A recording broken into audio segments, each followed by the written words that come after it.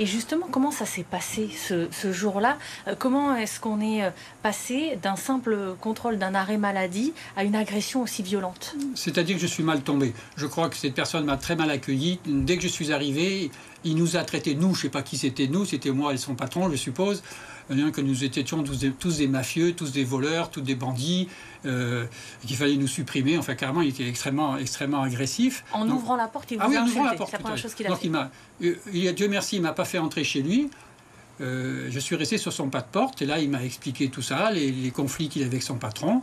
Donc après ces explications, je lui ai dit que moi je considérais que le fait qu'il soit en conflit avec son patron, je comprenais bien son problème, mais que moi, en ce qui me concerne, je ne pouvais pas cautionner un arrêt maladie, comme je ne constatais pas de maladie.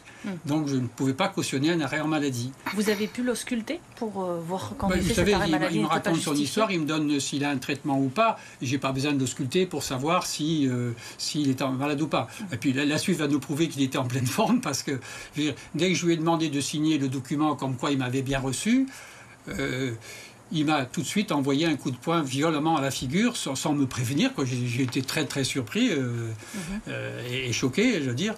Et donc, comme nous étions au rez-de-chaussée de l'immeuble, Dieu merci, j'ai pu m'enfuir sous ses coups, tout en recevant des coups. Enfin, au visage, j'en ai reçu. Il vous a suivi dans le hall. Il m'a suivi, il m'a poursuivi jusque dans la rue.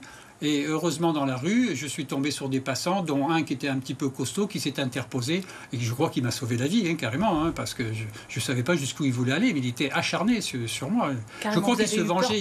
Il avait quelque chose contre son patron, peut-être contre la société, je ne sais pas. En tout cas, j'avais l'impression qu'il voulait se venger sur moi. Voilà. Et Dieu merci, j'ai été sauvé par un passant courageux. Et là, il s'est calmé. Bon, physiquement, il m'a plus attaqué parce qu'il y avait l'autre personne entre nous deux. Moi, je me suis un peu éloigné. Et puis, la police est arrivée très vite. C'est l'autre personne qui l'a calmé, de vous voir. Oui, il y avait plusieurs personnes. Ça ne lui a rien fait. Il continue à vous assimiler. Non, il a continué à vitupérer des insultes au bout de la rue. Il était là à m'insulter, absolument.